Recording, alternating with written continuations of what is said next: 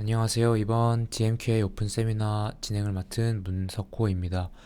이번 오픈 세미나 주제는 타임 시리즈 Anomaly Detection Using Diffusion Models입니다.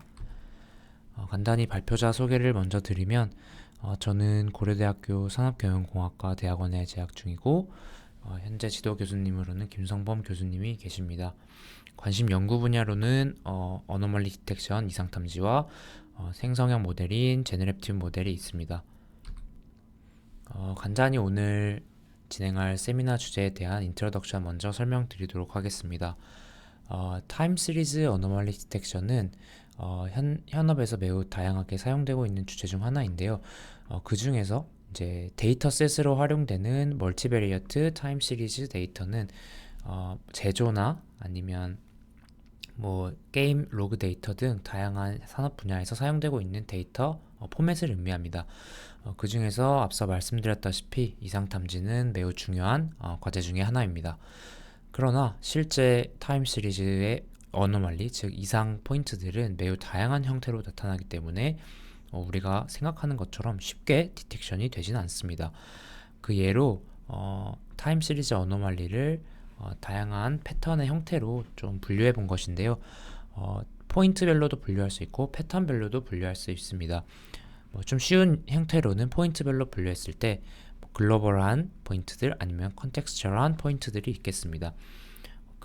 이제 타임 시리즈 어노멀리 포인트 중에서는 그나마 글로벌 이런 포인트들이 조금 디텍션이 쉽다고 말할 수 있겠습니다. 그러나 이제 실제 데이터에서는 샤플릿이나 시즈널, 트렌드 같은 되게 어려운 그 이상 패턴들이 존재합니다. 그래서 이러한 모든 5가지 패턴들을 맞추기 위해서 많은 연구들이 진행되고 있습니다. 앞서 말씀드렸던 다양한 패턴들이 만약에 이렇게 하나의 시계열 데이터에 나타나게 된다면 우리가 사용하는 이상탐지 모델은 매우 고성능의 그리고 이런 모든 패턴을 잡아내는 능력이 필요할 것입니다. 그래서 지금까지는 뭐 RNN이나 오토인코더 혹은 최근에는 트랜스포머 계열의 이제 방법론이 사용되면서 어노멀리 디텍션 연구를 좀 진행을 하였습니다. 그러나 이제 생성형 모델, 즉 이미지 쪽에서 디퓨전 모델을 활용한 생성 이미지가 각광을 받으면서 과연 이 생성형 모델을 가지고 시계열에도 이상 탐지를 가능할까라는 연구들이 최근에 진행되고 있습니다. 그 중에서 디퓨전 베이스드의 타임 시리즈 어노멀리 디텍션 알고리즘 2개를 이번 세미나에서 소개해 드리고자 합니다. 첫 번째는 KDD에서 2023년에 나온 diffAD라는 논문이고, 두 번째로는 VLDB에 2024년에 나온 IM Diffusion이라는 논문입니다. 이번 세미나에서는 이제 디퓨전 베이스드의 논문을 설명하고 어노멀리 디텍션을 설명할 거지만 요 세미나에서 디퓨전 관련 기본 알고리즘을 모두 설명하면 세미나가 좀 늘어질 수 있기 때문에 만약에 디퓨전에 대해서 조금 알고 싶으시다면 저희 연구실 세미나인 조한샘 연구원과 이정현 연구원의 디퓨전 세미나를 좀 보시면 좋을 것 같고요. 그 다음에 타임 시리즈 어노멀리 디텍션에 관련해서는 이 이전에 좀 소터 알고리즘인 트랜스포머를 활용한 연구를 소개한 이지훈 연구원의 세미나도 좀 보시면 좋을 것 같습니다. 그러면 두 개 논문 중 첫 번째 논문인 diffAD에 대해서 문제점부터 문제 상황부터 설명드리면서 시작하도록 하겠습니다. 앞서 제가 언급했듯이 뭐 트랜스포머나 뭐 오토엔코더 등의 딥러닝의 방법의 발달에도 불구하고 다음과 같은 특별한 상황에서는 지금 성능이 좋지 않은 것을 저자들이 발견을 하였습니다. 그래서 이제 이 문제 상황을 저자들은 이제 어노멀리 컨센트레이션이라는 이름으로 불렀는데요. 말 그대로 실제 이상은 아까 제가 처음에 보여드렸던 장표에서 뭐 글로벌 하거나 아니면은 뭐 이렇게 패턴이 있거나 이런 식으로 있는 게 아니고 굉장히 어노멀리 포인트들이 집약적으로 모여져 있는 그 데이터가 많다. 그리고 특히 이런 상황에서는 기존에 많이 사용하는 프리딕션 베이스드 방법이나 리컨스트럭션 베이스 방법론들이 제대로 성능을 내지 못하고 있다라고 말하고 있습니다. 뭐 쉽게 예상할 수 있겠지만 뭐 프리딕션 방법이라고 하면 요 이전 제 마우스 포인트에서 요 이전 시점의 정보를 가지고 요 다음 시점을 예측을 해야 되는데 여기 보이신 요쪽을 입력값으로 놓고 요 E3의 앞부분을 예측하게 되면 당연히 앞부분에 영향을 받아서 뒷부분의 프리딕션 값이 되게 튀게 되고, 그래서 이 뒷부분도 이상으로 예측하게 됩니다. 그러나 이제 E3는 파란색으로 되어 있기 때문에 이 부분은 정상이어서 굉장히 오탐할 수 있는 가능성이 크게 됩니다. 그러면 이제 저자들은 실제로 저희가 많이 사용하는 벤치마크 셋인 SMD부터 SWOT까지 5개의 데이터 셋에 대해서 실제로 이런 어노멀리 컨센트레이션 상황이 많은가에 대한 이제 분석을 수행한 것이고요. 가로축이 어노멀리가 인접해 있는 포인트들의 개수입니다. 즉 아까 말씀드렸던 컨센트레이션이 많이 발생하는 그 지표라고 보시면 되는데, 대부분의 데이터셋에서 많은 경우에 이제 어노멀리가 되게 집약되어 있는 형태를 보여주고 있습니다. 그래서 뭐 시퀀스 랭스가 100이나 1000 이상일 때 어노멀리 포인트가 뭐 데이터셋마다 약간은 상이하지만 70에서 80% 이상이 컨센트레이션 상황인 것을 저자들이 확인을 하였습니다. 그렇기 때문에 저자들은 어떤 새로운 방법론이 필요하다고 주장을 했고, 그 방법론의 이름이 DiffAD입니다. 그래서 이제 DiffAD가 어떻게 저 어노멀리 컨센트레이션 문제를 해결하는지 살펴보도록 하겠습니다. 먼저 DiffAD는 총 크게 3가지 핵심 요소로 구성이 되어 있는데요. 첫 번째는 Density Ratio Based Selection, 두 번째는 Conditional Weight Incremental Diffusion, 그리고 마지막으로 Multiscale S4 Based UNet입니다. 그래서 하나씩 천천히 살펴보도록 하겠습니다.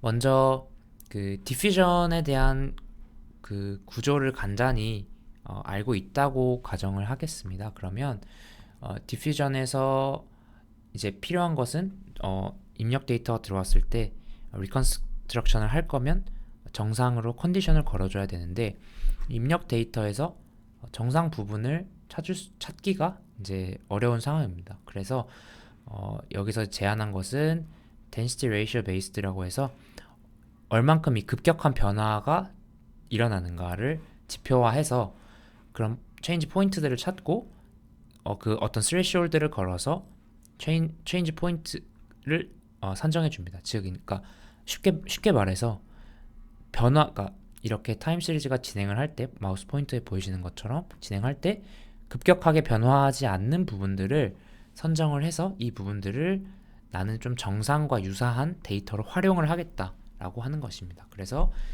이 density ratio based selection을 먼저 진행을 해줍니다. 그래서 X observation이라고 해가지고 내가 원하는 이런 변화가 약한 포인트들을 찾아줍니다. 그리고 두 번째로는 이제 conditional weight incremental diffusion인데, diffusion이라는 것은 아주 간단하게만 설명을 드리면,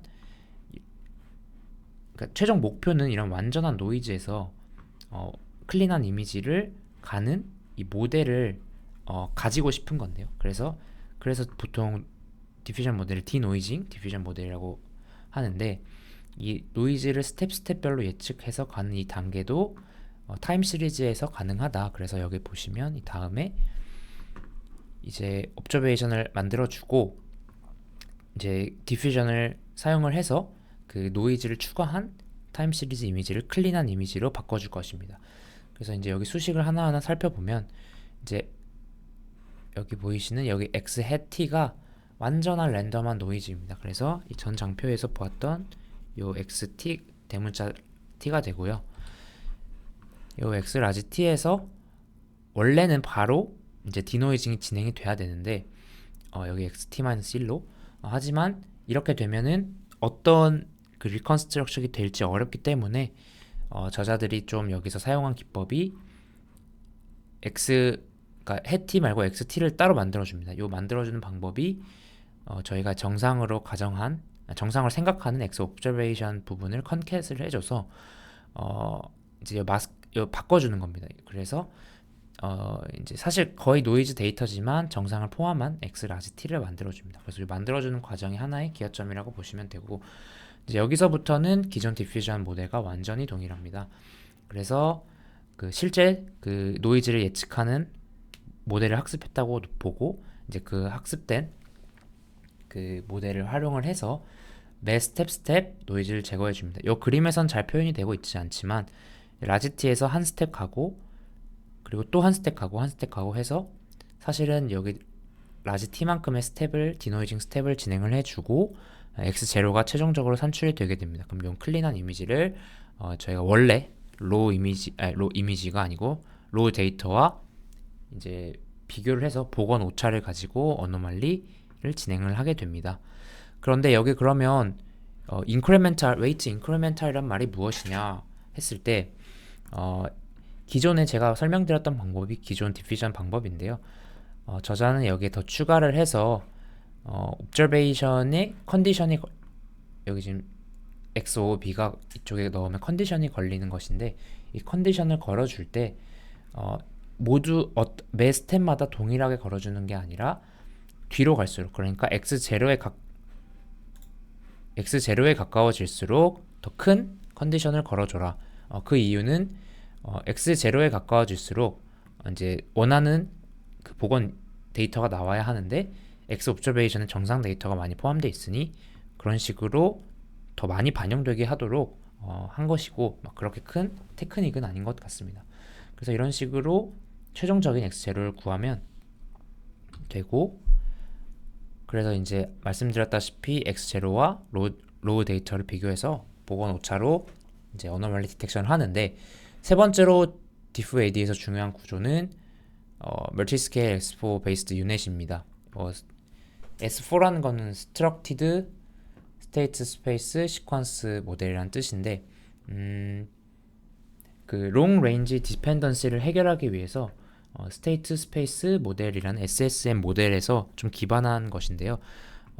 이 논문 자체가 굉장히 어렵기 때문에 이 논문을 따로 찾아보시는 걸 추천드리고 이 S4 개념을 가지고 유넷에 녹여서 타임 시리즈에 적용할 수 있도록 한 구조가 요 방금 제가 말씀드린 요 구조입니다. 그래서 이미지 쪽 디퓨전에서는 그냥 우리가 흔히 아는 그냥 유넷을 사용을 하는데 아무래도 이미지와는 타임 시리즈가 구조적으로 다르기 때문에 여기선 시계열성을 많이 반영할 수 있는 S4 베이스드 유넷을 사용을 했습니다. 그래서 이제 저자가 크게 기여한 게 어떤 정상과 유사한, 그러니까 정상으로 볼 수 있는 X 옵저베이션을 찾는 방법, 그러니까 체인지 포인트를 찾는 방법 하나, 그 다음에 그 포인트를 가지고 이제 X 라지 T를 만들어서 디노이징 해주는 과정, 그리고 두 번째 기여점이 디노이징 할 때 단순히 매 스텝마다 컨디션을 동일하게 걸어주는 것이 아니라 정상의 X0에 가까워질수록 그 X 옵저베이션의 컨디션을 세게 걸어준다. 그 다음에 마지막으론 일반적인 아키텍처를 사용한 것이 아니고 타임 시리즈에 특화돼서 최근에 각광받고 있는 S4 베이스드를 사용했다. 이 세 가지입니다. 그래서 이 오른쪽에 보이시는 것이 S4 베이스드 S4 논문에서 일부 발췌한 이미지입니다. 그러면 이제 이렇게 X0가 리컨스트럭션 됐기 때문에 제가 앞서 언급한 대로 어노말리 스코어를 만들어야 되는데 대부분 이상탐지 알고리즘에서 사용하는 것처럼 내가 갖고 있는 원본 데이터와 복원한 데이터 사이에 L2놈을 이제 에러로 사용을 하였습니다. 그리고 그 어노말리 스코어가 나오게 되면 그 스코어를 활용을 해서 스레시홀드를 선정을 해주는데 식이 이렇게 되어 있지만 이 오른쪽이 보통 표준 편차, 평균에서 그 실제 값 빼서 제곱해서 해준 것이기 때문에 표준 편차의 개념이고 왼쪽이 평균이어서 스레시홀드 자체는 크게 어렵지 않고 평균에서 얼만큼 벗어나 있는가에 대해서 스레시홀드를 설정을 해 주었습니다. 그래서 이런 식으로 그 모델 설계 및 그 이상탐지 스코어에 대해서 알아봤고 사용한 데이터셋은 이상탐지 타임 시리즈에서 많이 사용되는 5가지의 벤치마크 셋의 실험을 진행을 하였습니다. 그래서 diffAD의 성능을 확인을 해보면 맨 아래에 있는 것처럼 기존 트랜스포머 기반의 어노말리 트랜스포머나 뭐 아니면 다른 비트겐, LSTM VA보다 우수한 성능을 보였습니다. 특히 이제 F1 스코어나 F1 스코어에서는 모든 데이터 셋에 대해서 우수한 성능을 보이는 것을 확인을 하였습니다. 그리고 이렇게 아키텍처를 설명할 때 제가 설명드렸던 세 가지 요소들이 있는데 첫 번째가 그 체인지 포인트를 찾는 법, 두 번째가 인크리멘털하게 웨이트를 줘서 컨디션을 찾는 법, 주는 법, 그 다음에 세 번째가 S4 알고리즘을 활용을 해서 특화된 유닛 구조를 사용하는 것, 이렇게 세 가지가 있는데 제 생각과도 일치하는 게 이제 웨이트를 인크리멘털 하는 거는 베이스라인 대비해서 엄청 드라마틱하게 성능에 영향을 주고 있진 않습니다. 그리고 체인지 포인트를 찾는 것이 이 세 개 중에서 가장 성능 향상에 크게 기여를 하고 있는데요. 이 부분이 좀 되게 특이했는데, 그러면은 사실은 정상을 리컨스트럭션 할 때 컨디션을 정상과 유사한 것을 얼만큼 잘 주냐에 따라서 성능이 차이가 나는 것이면 아무래도 요 체인지 포인트를 찾는 알고리즘이 좀 중요하지, 이런 전체적인 아키텍처가 크게 중요하진 않을 수 있다라고 생각을 했고, 요 기존에 가져온 S4 기반의 이제 모델 구조도 이제 좀 성능 향상에 크게 영향을 주는 것을 확인을 하였습니다. 그래서 이런 식으로 각 컴포넌트별로 성능 향상에 기여한 부분을 확인을 해 보았습니다. 그래서 이제 두 번째 논문인 IM 디퓨전을 보도록 하겠습니다. 비슷한 문제 상황이긴 한데 이 저자가 설명한 문제 상황에 대해서 같이 보겠습니다. 저자들은 최근에 이제 이상 탐지 알고리즘을 할 때 앞서 언급했지만 많이 사용하는 것이 풀캐스팅 방법, 그 다음에 리컨스트럭션 방법이 있고, 그 다음에 이제 이번에 사용한 임퓨테이션 방법이 있는데요. 이 방법론 대비해서 임퓨테이션이 왜 좋냐라고 했을 때 그 장점을 여기 설명을 해 두었는데, 여기 보이실 때 이 왼쪽 부분을 먼저 보셔야 되는데요. 이 왼쪽 부분은 이 박스가 쳐 있지 않기 때문에 실제 정상인 구간들입니다. 이 정상인 구간에서 이 노란색으로 예측되고 있는 predicted 시리즈들, 이 시리즈들이 잘 정상과 유사하게 예측을 못하고 있습니다. 그런데 반해서 임퓨테이션은 아무래도 이 주변 정보를 활용하기 때문에 매우 유사하게 예측이 돼서 정상 쪽에 이 초록색으로 나타나는 프리딕트 에러, 즉 어노멀리 스코어들이 낮게 나타나고, 이상 구간에서는 원하는 대로 높게 나타나고 있습니다. 그래서 이 정상 구간의 이상 점수를 낮게 유지하는 것이 이 어노멀리 이 구간에서 이상 점수를 높게 나타내는 것만큼 중요하다라고 하면서 임퓨테이션 방법론의 장점을 설명합니다. 그럼 단순히 여기가 스코어가 높으면 되는 거 아니냐라고 할 수 있는데, 여기가 높은데 이 왼쪽 정상 구간도 스코어가 높아버리면 어떤 모델이 적절한 스레시홀드를 선정하기가 어려워집니다. 그래서 그러한 문제들을 좀 해결할 수 있다라고 말하고 있습니다. 그래서 간단하게 제한 방법론의 전체 프레임워크를 살펴보면 인풋 이미지를 어떤 마스킹을, 이게 타임 시리즈 이미지를 도식화한 것인데 특정 포인트별로 마스킹을 해주고, 그 반대로 마스킹 안 된 부분을 마스킹 해주고 마스킹 된 부분은 다시 마스킹 풀어주는 방법으로 이제 혹여나 놓칠 수 있는 정보들을 다 반영하도록 두 가지 형태의 마스킹을 진행을 해줍니다. 그리고 여기 IM 트랜스포머라고 있는데 요 IM 트랜스포머가 요 모델의 그러니까 제한 방법론의 모델 구조입니다. 그러니까 파라미터가 학습되는 구조, 딥러닝 구조이고요. 앞서서는 여기 부분이 S4 베이스드 유닛 구조였던 것이라고 비교해서 생각해 주시면 되겠습니다.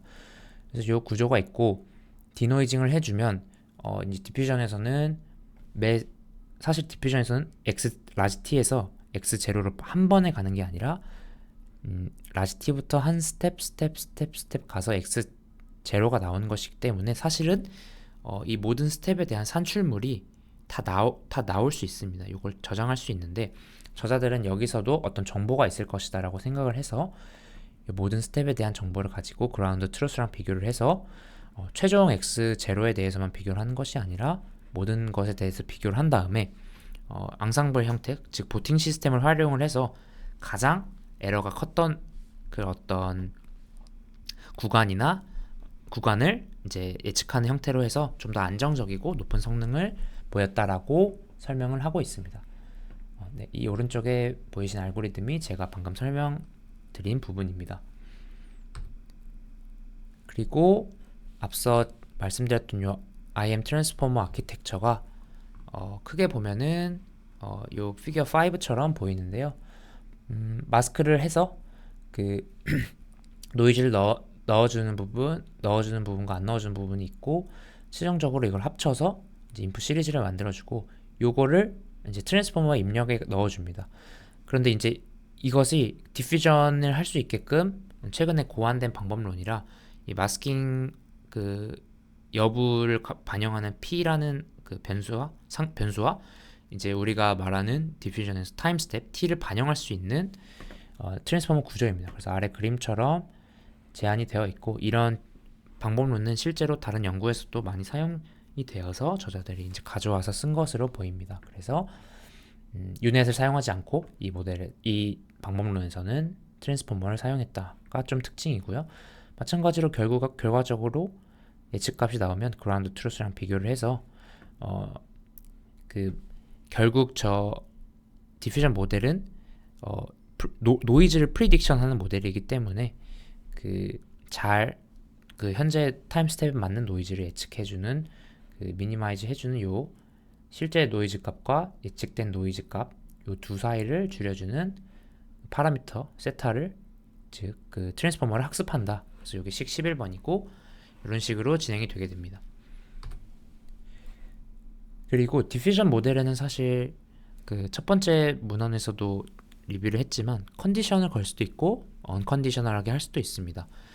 그런데 이제 해당 방법론에서는 컨디셔널과 언컨디셔널을 비교하면서 실제로 언컨디셔널을 사용을 했지만 특정 상황에서는 또 컨디셔널이 좋을 수 있다라고 설명을 하면서 좀 자유롭게 사용을 하라는 식으로 말을 하고 있습니다.